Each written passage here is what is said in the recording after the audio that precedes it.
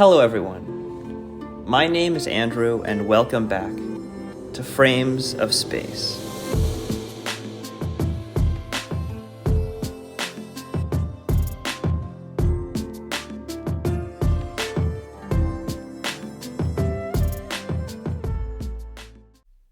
There's one question that I always want to try to convey when I am making these podcasts, which I think is simple but poignant all the same. What shapes our lives beneath the surface? And how do the biggest ideas we hold about justice, power, morality, how do they actually play out in the real world? Today's guest is someone I've admired for a long time, Elizabeth Bruenig, or Liz, as many people like to call her. She is a staff writer at The Atlantic, a Pulitzer Prize finalist for feature writing, and one of the rare journalists today whose work moves seamlessly between politics, theology, ethics, and grief, without flattening any of them. At the center of Liz's worldview is a conviction that many people today find unfashionable, which is the simple idea that mercy is more radical than punishment and that forgiveness is not a weakness, but a form of self-discipline. As someone who has written deeply about death row, redemption, and the inner lives of condemned men, she reminds us that the desire to retaliate is perfectly natural. But building a society around mercy requires pushing past our reflexes into something that demands something better of us, something more transcendent.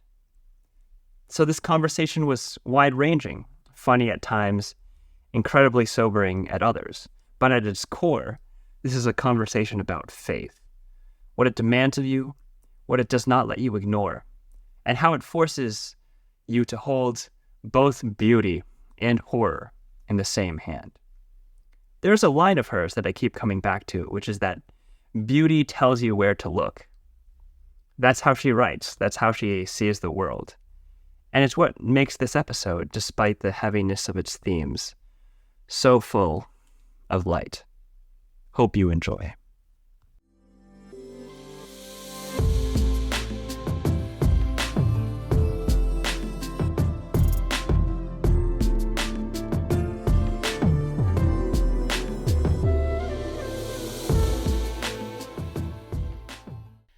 Elizabeth Bruenig, thank you so much for taking the time to come onto this podcast.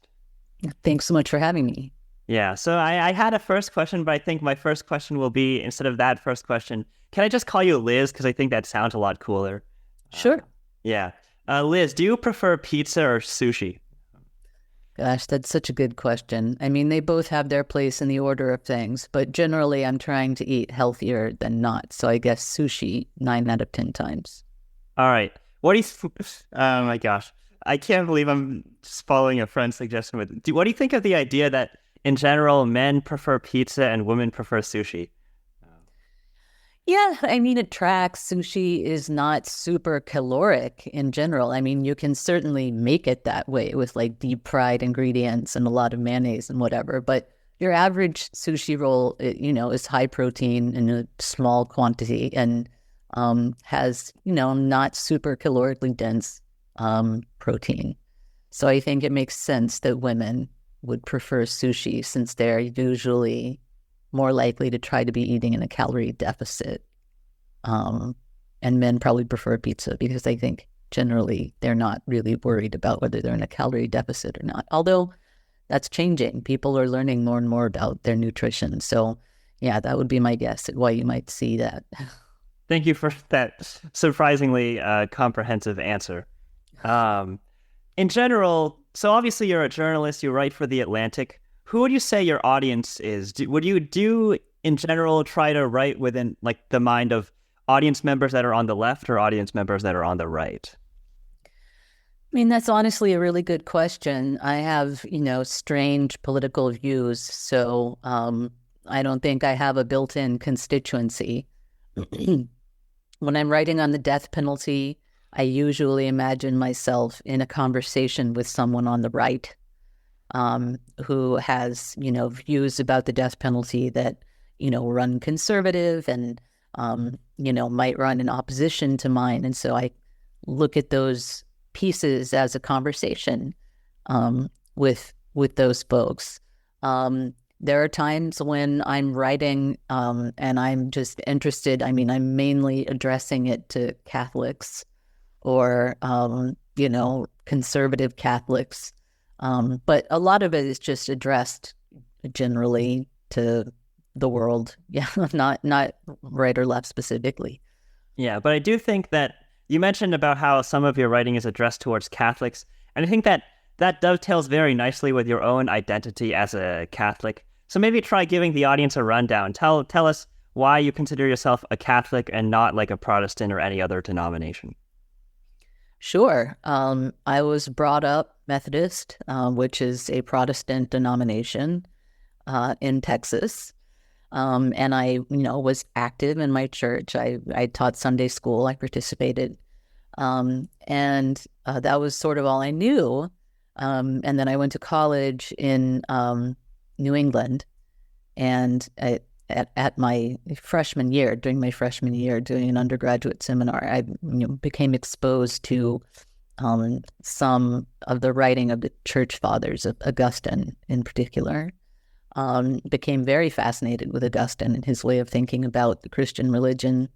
And, over the next several years, developed this pretty abiding interest in Catholic theology, though I myself was a Protestant.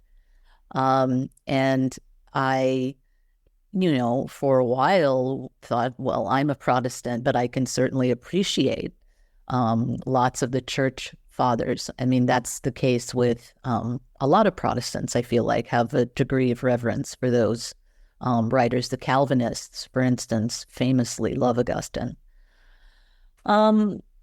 But I didn't really consider converting until I went to the United Kingdom and began my graduate degree in Christian theology, at which point, I really started thinking about these things in earnest, in a concentrated way, did a lot of reading, and I just sort of had an epiphany that this is sort of what was meant to be. So I converted in 2014. And, to convert to Catholicism, it's not simply an act of the heart, as conversion among Protestant denominations is. To convert to Catholicism, you have to go through an official and formal process with the church. And so I did that. I went through the process. I, went to Mass many times, though I could not receive the Eucharist because I wasn't Catholic. And,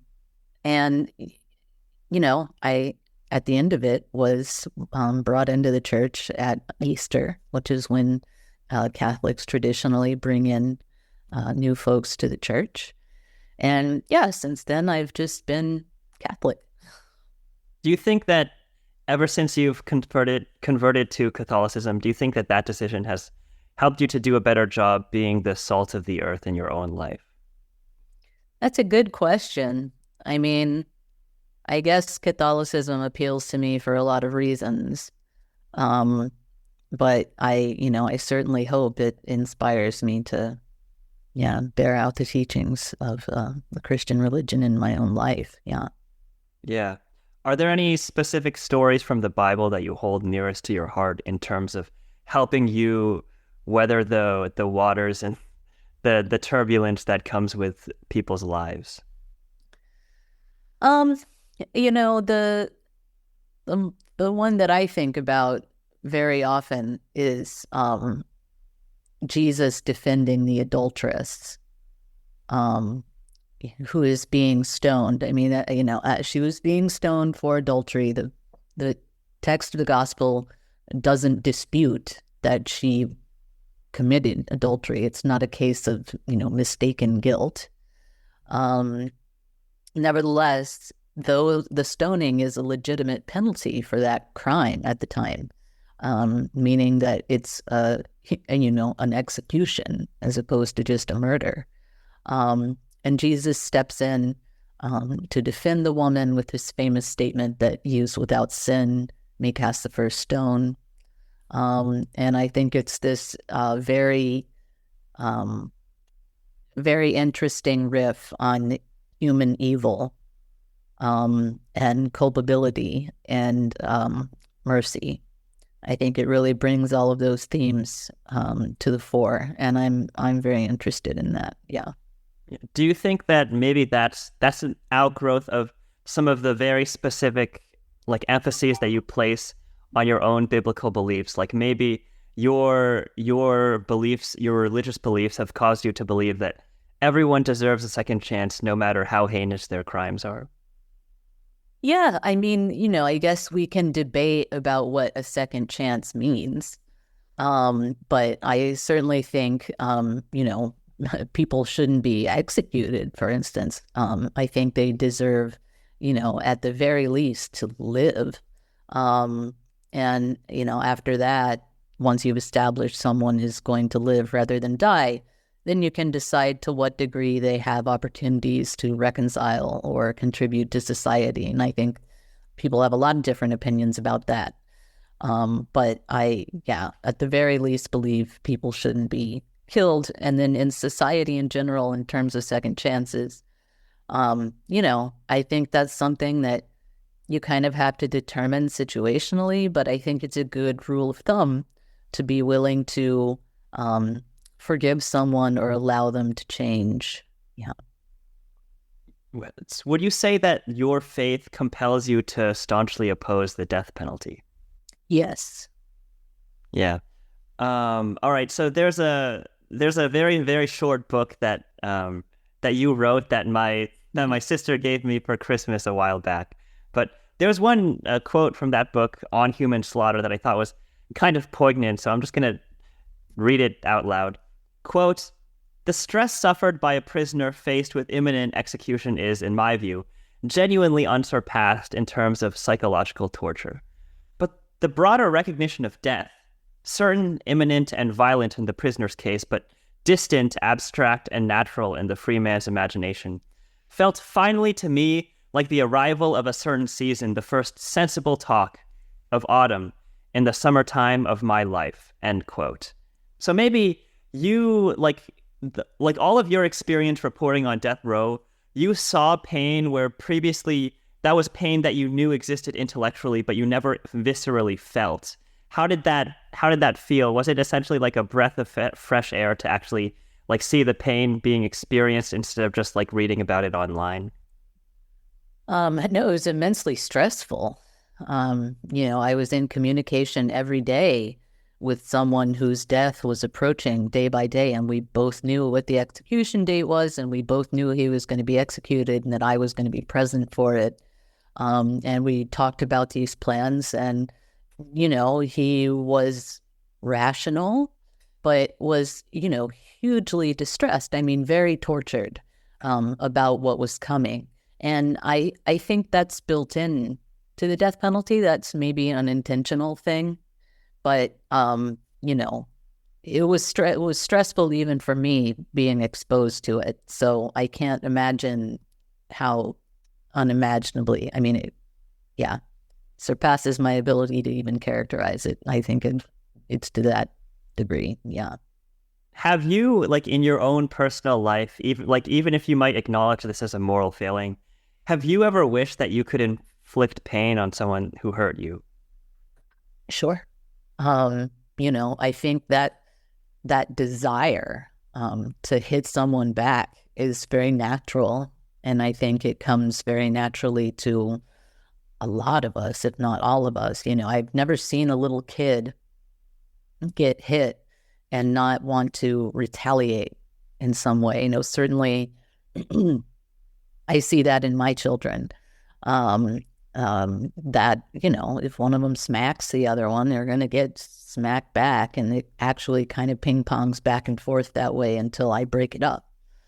And I think history is full of examples of people doing just that because it isn't really culture bound and it does come very viscerally.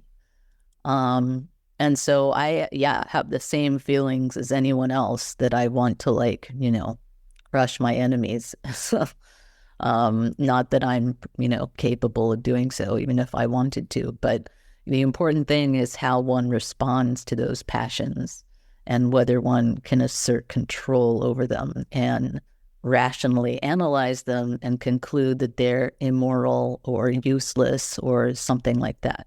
Yeah. Yeah, or actively like worse than useless, if that is possible. Yes. Yeah.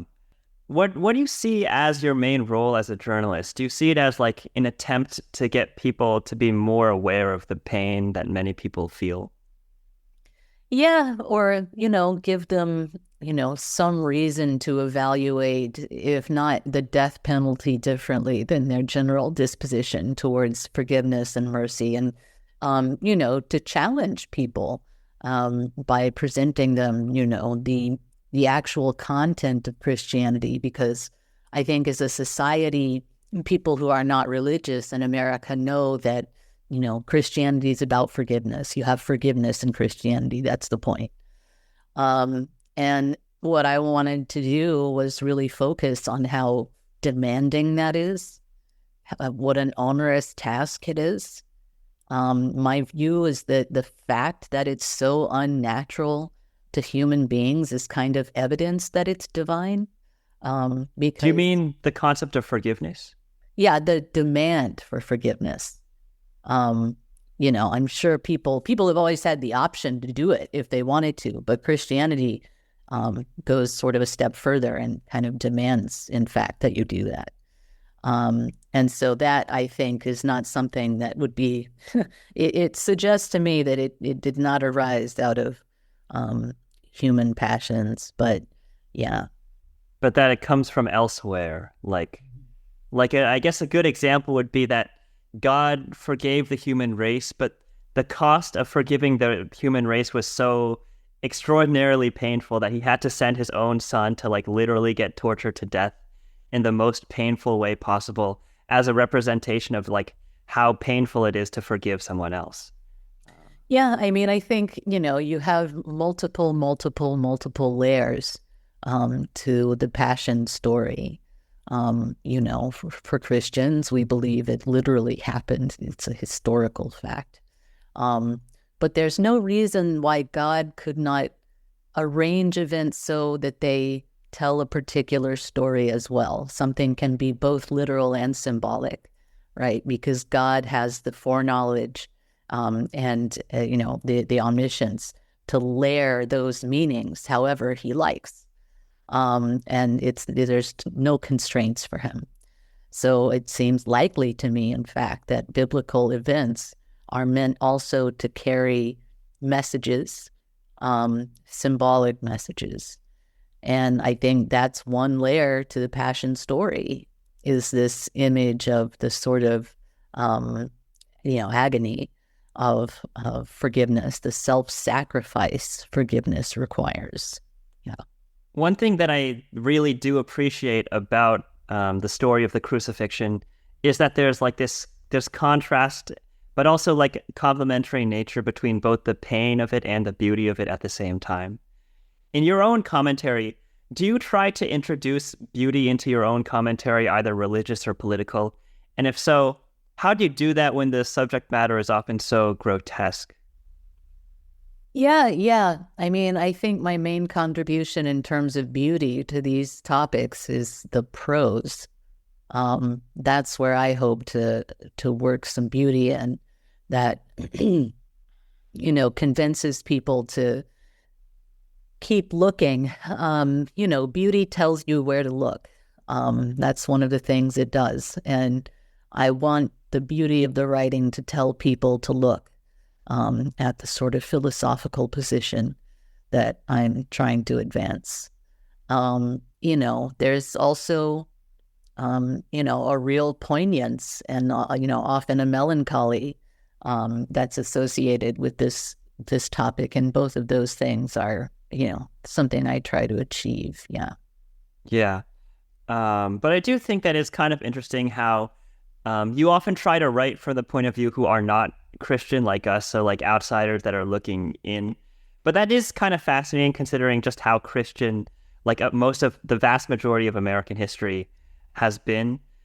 So I guess maybe next question, in your own lifetime, when do you think was the peak of Christianity's influence on American culture? Well, I'm at least looking at historical trends right now. It was, sometime in the past, there's been major declines, in Christianity in the United States. I was just looking at, new Gallup polling today, and Christianity in the United States is, or I think religion as a whole is just shedding adherence.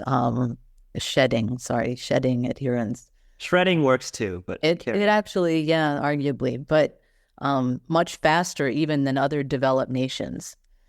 And so, I think it's likely that there was some period in the past as opposed to, some period in the future. But you never know. And I think that as far as I know, in like 1980, something like 90% of people believed in God or registered themselves as religious. I think that's correct. But those, that was probably the era where it, was most dominant, I would guess, at least politically. Yeah. Do you think that the decline of church participation in the U.S. has been a net positive or a net negative? Net negative. I mean, I think people should believe in God and worship Jesus and stuff. So, yeah. What do you miss the most about the culture of decades past when Christianity was a much more ubiquitous part of American culture? It's a good question because I haven't been alive for many decades. I don't remember the 1990s through the 2000s.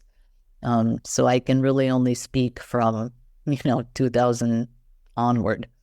I remember during my high school years, these were the Bush years, and this was Texas, and evangelicals were completely dominant. And at the time, it bugged me. And a lot of things about evangelical theology I still strongly disagree with and find a little bit irritating. So, it obviously there were elements of this period in my life where I was located somewhere where Christian ascendancy was really kind of exploding. That I had some problems with it, but, I think at this point, yeah. Yeah. But so obviously, even if Christianity is not as prevalent as it used to be, it is still pretty significant. Do you see the current brand of Christian politics, do you see it as significantly better or worse than the ways that Christianity has affected American politics in your recent past? Yeah, like in the past few administrations. I mean, I think Christianity has become, there's sort of this phenomenon going on, right, where the people who are leaving religion are liberal people. And so Christianity is sort of becoming hyper-concentrated in conservatism.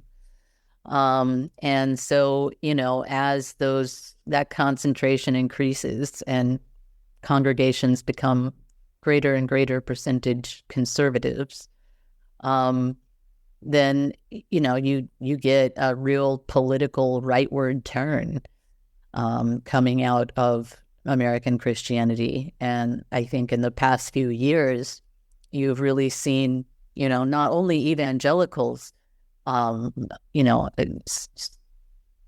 overwhelmingly go towards Trump, but I think quite a few Catholics, notable Catholics, and a kind of an influx of young Catholic converts. They've really, thrown in with the Trump movement.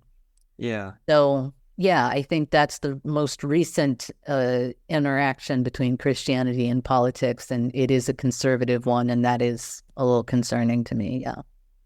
I do think it's interesting. Maybe the way that I would characterize it is that people on the left have become a lot less religious, and people on the right have become slightly less religious. So I would say that both sides have become less religious, but the magnitude by which the left is secularizing is greater than the magnitude by which the right is secularizing. Would you agree? That seems right, yeah. Yeah. Do you think religion has a place in organized politics? Like, do you think it is perfectly fine for all of these like public servants and presidents to often use Christianity in their speeches to advance a certain political argument? Well, I mean, I use Christianity to advance certain political arguments. I don't think it's an inherently bad thing. And, if Christianity is your reason for believing something, you might as well be honest about it. And you can have multiple reasons for believing something. But if Christianity is one of them, I don't see why you should obscure that from people. Um, but, Christianity being sort of mutilated to serve a political purpose that it does not actually imply, I think is also a real risk. And, I think some of that is maybe going on. Yeah. So let's say that you think that Christianity is currently being mutilated to serve a purpose that it's not meant to serve. Obviously, the Republican Party, plenty of the people there, plenty of the head honchos there would consider themselves to be Catholic. If the Republican Party became even more Catholic than it currently is, do you think that would be a net positive or a net negative for the Republican Party? Well, for the Republicans, I mean, it's hard to say. They would certainly, if Catholics in America are split about 50-50 politically in terms of being right and left. And if you saw those percentages change, like Catholics become the same number of Catholics become instead 70% conservative, then the GOP is picking up people. So it's good for them to have the converts as they come. Is it morally helpful? I mean, I hope, Catholics should have to pay attention to some values that act as constraints on a lot of conservative impulses. And I think immigration is a good example of that, where the church at this point is, in pretty strong and open disagreement with the Trump administration's immigration stuff. You hope that could be a maybe a good influence, but, I think it's just as possible that people, despite their religious views, sort of find ways to cooperate with the causes they believe in. But I guess, so I am kind of interested, because you mentioned that you don't think it's inherently wrong for religion to have a place in organized politics. You do this in your own commentary a bit. Do you think the reverse is wrong? Do you think politics has a place in organized religion? Like, for example, if a pastor or a preacher endorsed a political candidate from the bully pulpit during a sermon, would you consider that to be unethical? It certainly for a while was illegal. It is no longer. I guess I don't know if you want to characterize it as illegal, because it was prohibited, and that changed. The Trump administration recently changed the guidance on that, so it's no longer prohibited, or at least those prohibitions won't be enforced. And I think, by the way, they have not been enforced for a long time. But nevertheless, philosophically now, we all know where the administration stands. In terms of, is it ethical? I mean, I guess the question is whether it's prudent. I don't think that you're necessarily violating any religious norm by recommending a particular candidate. There's nothing in Catholicism that suggests, pastors must never speak about political matters. So I don't think that's really a problem. I think the question just is it helpful? Is it prudent? Are you putting the church in a good position by doing something like that? Those kinds of questions, I think, are the sort of limiting elements there. Yeah, and a lot of the time, I wish that there was like more of a hard right or wrong answer, but maybe that's just the complexity of the modern world that we live in. But I still want to pick your brain a little bit more about how your own religious beliefs affect a lot of your other views. Like, obviously, you believe in the stuff that the Bible says. Like how else does that affect you? Does that make you a pro-natalist because God tells us to be fruitful and multiply? Would you consider that to be the case? Well, I think pronatalism is, again, kind of a prudent thing. I don't think that everywhere and always it is the right thing to do to bring as many children as possible into the world. That I certainly don't believe that. I think it's a matter of using good judgment and, trying to operate for the good of the children, and so on. So, I wouldn't say that I'm a hardcore pronatalist. I mean, it's true that we're undergoing a demographic transition and that it would be better for us, just practically, if there were more people being born. But, that's one piece of that puzzle. So does Christianity sort of influence me in other respects? I mean, yeah, there's the death penalty stuff. There's the abortion stuff, although that's not a very big part of my writing. I've written about it a few times, but I wouldn't say it's a major preoccupation. Yeah, I mean, I've written recently about immigration, and, my thoughts on that relative to my religion. And then there's just all kinds of choices, one makes every day in one's private life that are as a result of Christian ethics. Yeah. Are there ever times where you encounter like a morally ambiguous situation in your private life and you have to like sort through your own, your own schema of what your religion has taught you and as a way to influence how you act?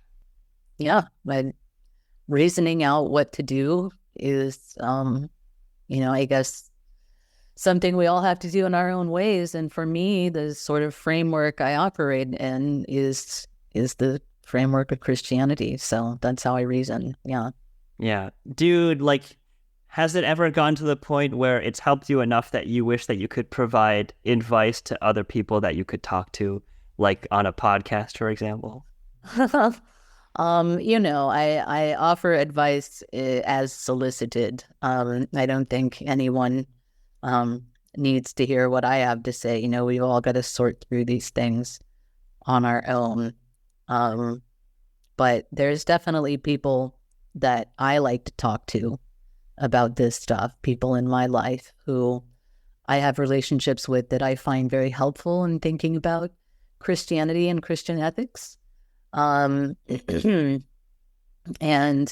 are also people in my life who, come to me for advice occasionally on that stuff, co-religionists. And I try to be helpful as I can. I mean, I'm certainly no expert. Yeah. Well, I think you're underselling yourself a little bit. But how about this?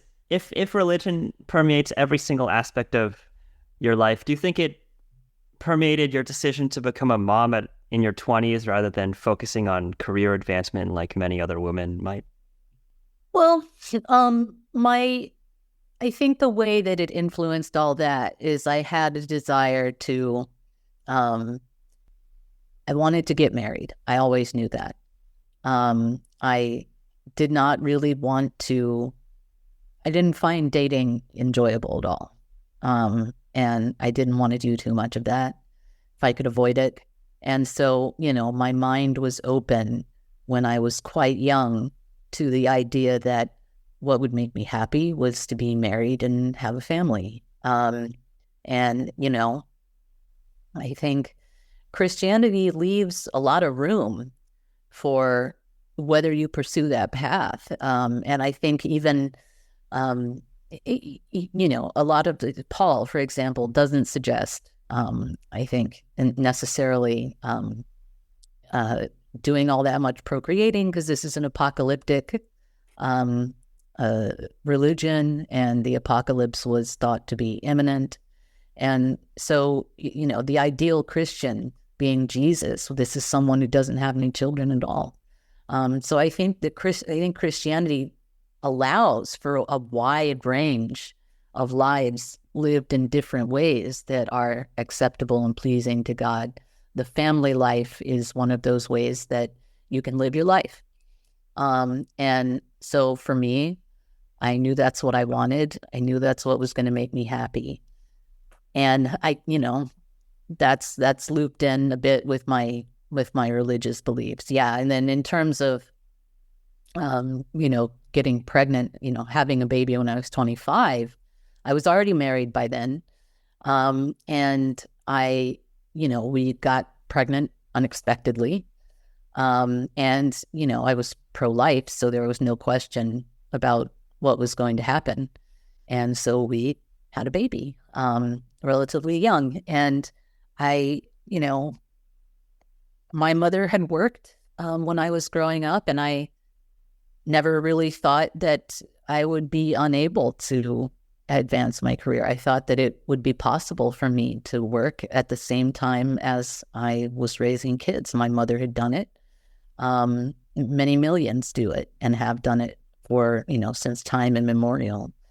And so I just didn't see them as conflicting at all, and they didn't. And so, I'm very glad that I made those choices. I think they have made me very happy in my life. Yeah. Would you say that some of your own main priorities in life have changed ever since that fateful moment at 25 years? Yeah, of course.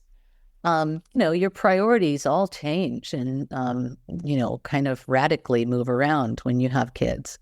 And, it's not just, from the day of my eldest's birth, but, when my youngest came along as well, there was once again a kind of reorienting of priorities and interests. And, I think that's all normal. That's just a part of becoming a parent. Yeah.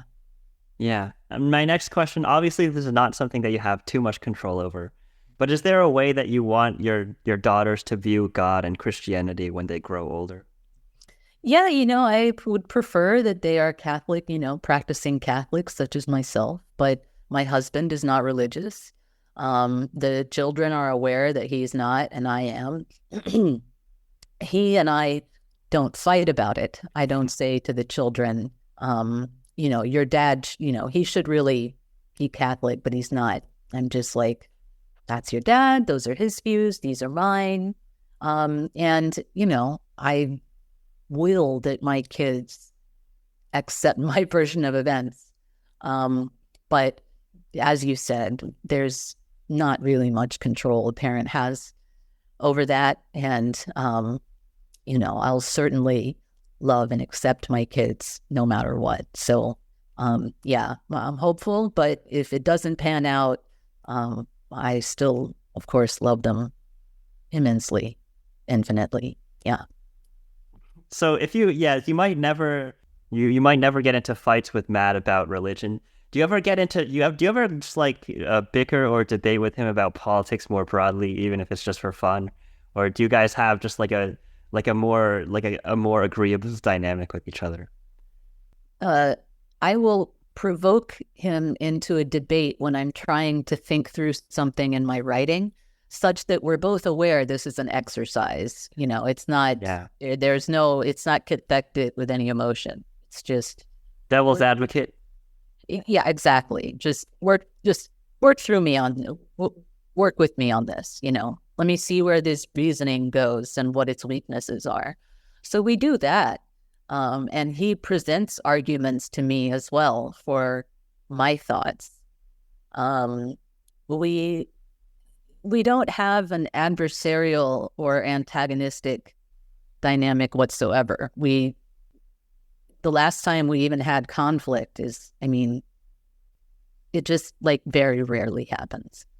And so, we riff on politics together a lot. We talk about politics all the time, but, I think we're on the same page on all of that stuff. So there's not really much argument. Yeah, but maybe the times when you do talk, especially the times when you do riff, maybe that's one of those times where Matt's more aggressive or masculine coded way of talking. Maybe that's one of those times where it is used for the best. Yeah, Matt's a very blunt guy, and he's a very, very clear thinker, and he's a very, very clear speaker. And he has the capacity to make very complicated arguments pretty accessible, which is a great talent. I think he's less capable of and less interested in, the sort of pathos of whatever situation he's considering. And I'm maybe more attuned to that. Yeah.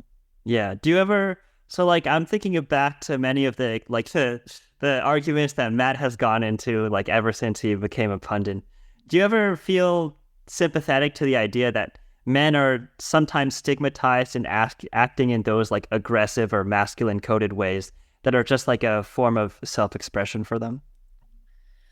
Yeah, I mean, Matt has certainly been, people who Matt has debated have accused him of being misogynistic based on his sort of style of engagement.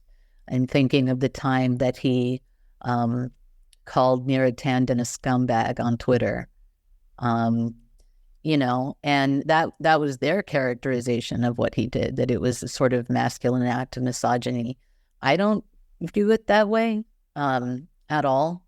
But does Matt sometimes get, I think he gets way misunderstood because communicating bluntly and kind of aggressively is just how he communicates in argument, but it makes people feel emotionally very attacked and sort of stressed out.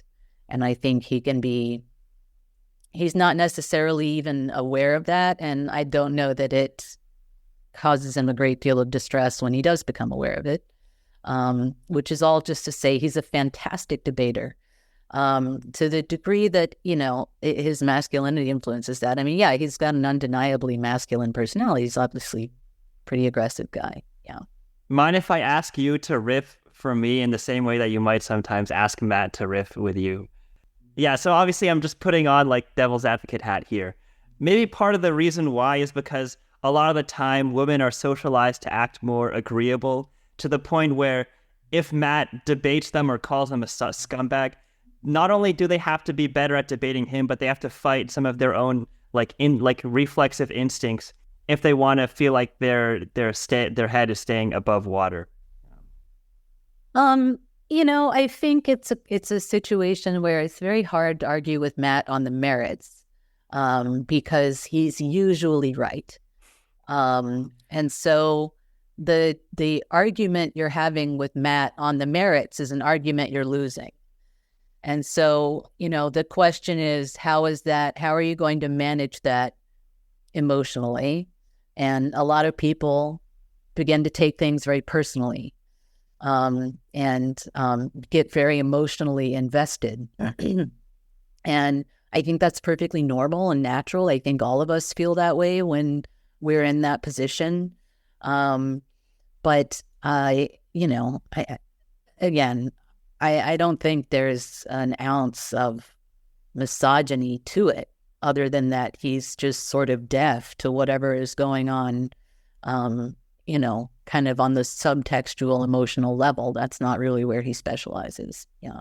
Maybe the him being deaf to what's happening on like a subtextual level. What do you think of the argument that like the reason why he's deaf is a product of his own like subconscious male privilege? No, I think it's because he's autistic. Yeah, it was that argument was worth the shot. Okay. Yeah, pretty sure it's because he's autistic. Yeah.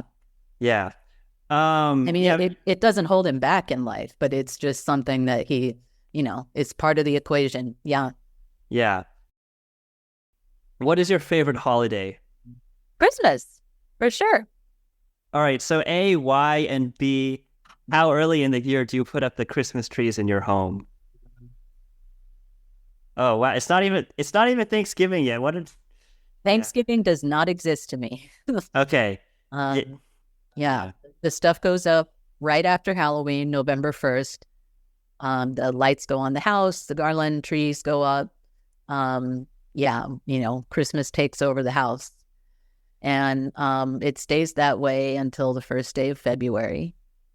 It's the most wonderful time of the year, as the songs go. I mean, it's a reason to hang out with people, spend time together. The food is good. It's an excuse to eat good food and, not work and be with people you love. Yeah. Yeah. Plus all the very self-evident religious connotations and denotations of what the holiday means. Yeah. Yeah. Do you dislike anime? No, I don't dislike anime. There's some good anime. I have a friend who just like had a hunch that he thought that you disliked anime for some reason. I mean, it's certainly a genre that has a lot of suspicious stuff going on in it. But as a genre itself, I mean, there's also a lot of like perfectly normal ones. I mean, like Spirited Away, Howl's Moving Castle. My kids love those movies, and there have been other good ones for sure. Yeah. Yeah. Is there anything that you wish to convey most to the conservatives who follow your commentary? Just try not to let your passions get a hold of you, because the world is a very stimulating place. There's a lot going on. There's a lot to react against. But I just hope we can keep it cool and not have things escalate. I don't want an unstable and dangerous country for my kids. And so I worry about this sort of incessant escalating polarization and the conflicts it seems to be producing. So, yeah. Final question. How do you want people to remember you? Gosh, I mean, I would like my family to remember me as someone who loved them very much and, was consistently a positive and supportive, uplifting presence in their lives. I hope readers will remember me as someone who, was willing to take Christian ideas seriously. Liz Bruenig, thank you so much for taking the time to come onto this podcast. Thanks so much for having me.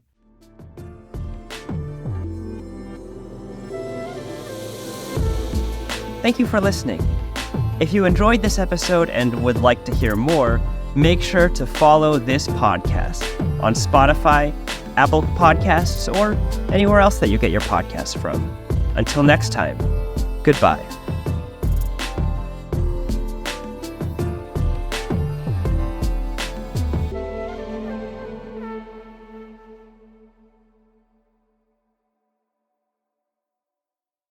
Yeah, it was a true honor, and maybe I could get Matt on this podcast someday and try to match the aggressive tone that he uses when he debates people.